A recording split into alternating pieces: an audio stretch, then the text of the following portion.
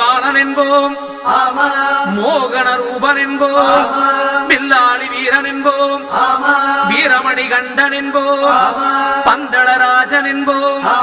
பம்பாவாசன் என்போம் கலியுக வரத